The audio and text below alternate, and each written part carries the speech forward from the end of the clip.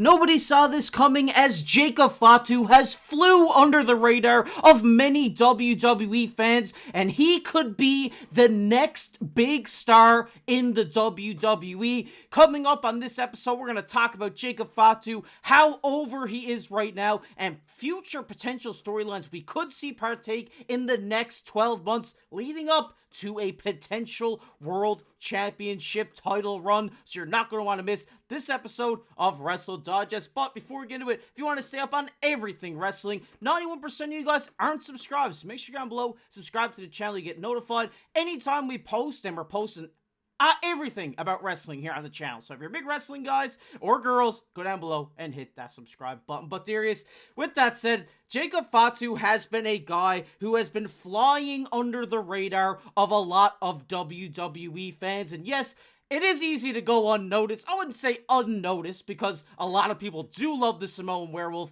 Jacob Fatu, but there's so much happening in the WWE these days with Cody Rhodes, with the Judgment Day, with everything that's happening, that Jacob Fatu has been really appreciated here by the fans, but there hasn't really been much discussion on what the role of Jacob Fatu is going to be. Recently, we've seen Roman Reigns take the Ulafala necklace off of Solo Sikoa. We only seen him return back on Friday, spiking Cody, so who knows where that's going to go. But where does Jacob Fatu, land in all this? Because we have a lot of people speaking out about him, saying this guy could be a future world champion. I mean, fellow Bloodline member Nia Jax came out and said he's one of the most talented human beings I've ever had to step into a ring with. And then we also see his promo game has been fire, and he's saying, you ain't Godzilla or King Kong, because I'm both. That is one of the coldest lines of the year by Jacob Fatu. And one Twitter user, member of the WWE Universe, says, Jacob Fatu is everything I've ever wanted in a WWE superstar.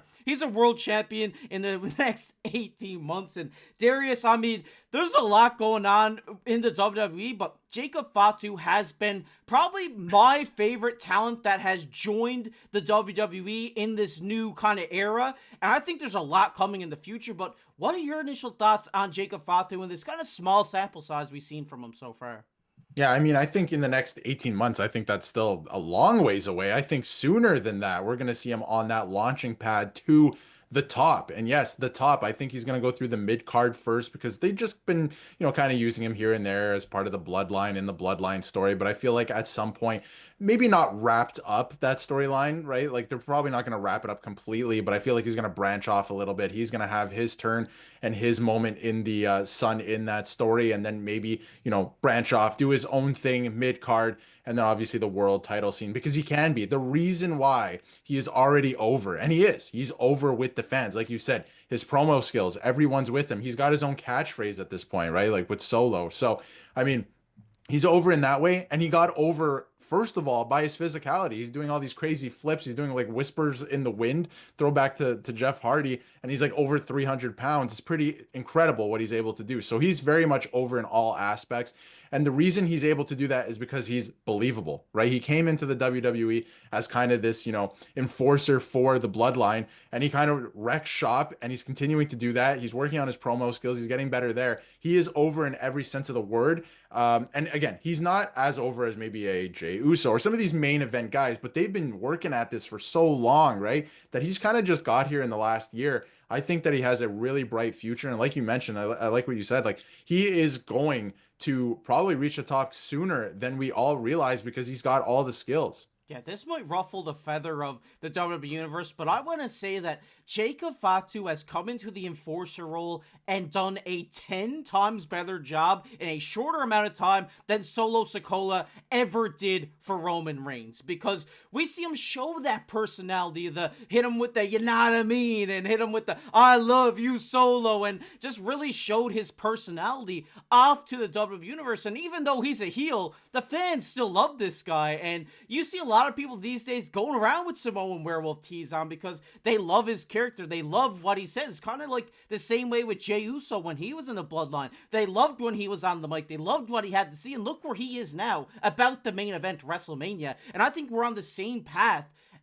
Jacob Fatu is on that same path as Jey Uso. But right now, Darius, we don't really know what's going on with the new Bloodline. Like I said earlier, Solo Sikoa just returned Friday, spiking Cody Rhodes. What does that mean? Does that mean he's going to be in the Elimination Chamber? We don't know, but as for now, since Solo has been absent, Jacob Fatu has really become this new leader of the Bloodline and doing a great job at it, I must add. But right now, I can't wait to see the interaction of what it's going to be between Fatu and Solo Sikoa. Because obviously, we already know I love you, Solo, but I think tempers are soon going to boil as Solo keeps challenging for titles, keeps losing to Roman Reigns, and I think Jacob Fatu is going to want to be on the winning side and not the losing side. What are your thoughts on it?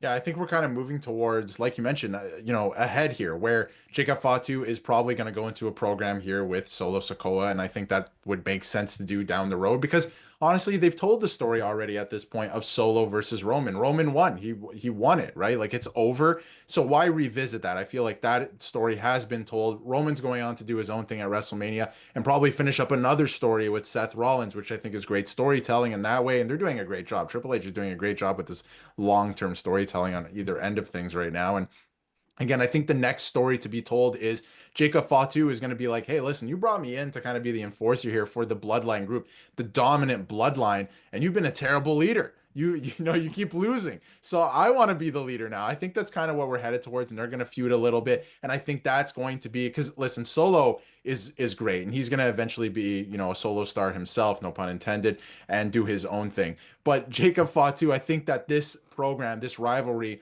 is going to be the launching pad for him to then go solo as well and do his own thing. And I think that's probably what they're working towards because I think that's the next story to tell. The fact that it's like, hey, you brought me into the Bloodline, you being the leader, Solo this is, the Bloodline's completely crumbled, right? Look what we used to be. So I think I deserve to be the leader now. I feel like that's probably the next story they're going to tell. It's going to be interesting to see what happens with the side cast members too. The infamous Tonga Loa. I mean, he's soon going to come back. I mean, he's been out for a while, but we got the Tama Tonga as well. So maybe these guys will go off with Jacob because it seems like they're really close right now, and I don't know what's going to happen, and that's the beauty of WWE is anything could happen, but I definitely see a turn coming for Jacob Fatu, and I'd even go as far as saying he will be a bigger star at the end of the day than Solo Sikoa will ever be, and that might hurt the Solo Sikoa fans out there, but that's what I think. But moving even further ahead, a lot of people have been highly anticipating this matchup between the Samoan Werewolf Jacob Fatu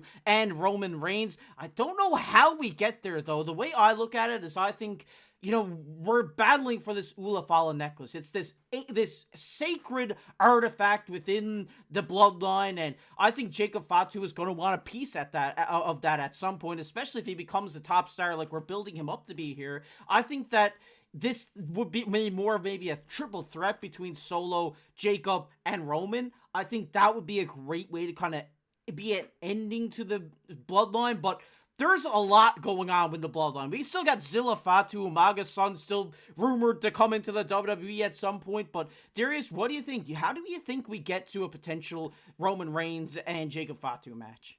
I think it's too late to do it at Elimination Chamber. It's just not going to work. And obviously, Roman Reigns isn't scheduled to be at Elimination Chamber because he was going to be in the chamber, but he wasn't going to win, and he would have to take a pin, and they didn't want him to do that. So he's not in the chamber or at the pay-per-view or the PLE at this point, I guess. But I think there is more stories to be told. I feel like they're wrapping up a few of them, right? Like don't revisit the Roman Reigns versus Solo Sikoa like one-on-one thing. Don't do that. But I think there's a more grand story to tell here. So, like you said, I think that's a great point. If you were to do a triple threat or something where you work towards SummerSlam, right? Because obviously there's this big moment every WrestleMania, and then there's kind of a lull for a little bit. So if you work towards something like this that is still intriguing and very interesting at SummerSlam, there's more stories to be told. So something where they could battle it out in a triple threat match or something like that, I think that would be very interesting in that way. And then they could build off more stories from there, even with the Bloodline as well. It's going to be Bloodline rules, as always. You know it is. It's going to be Bloodline rules, tribal combat. It's going to be that style of match. But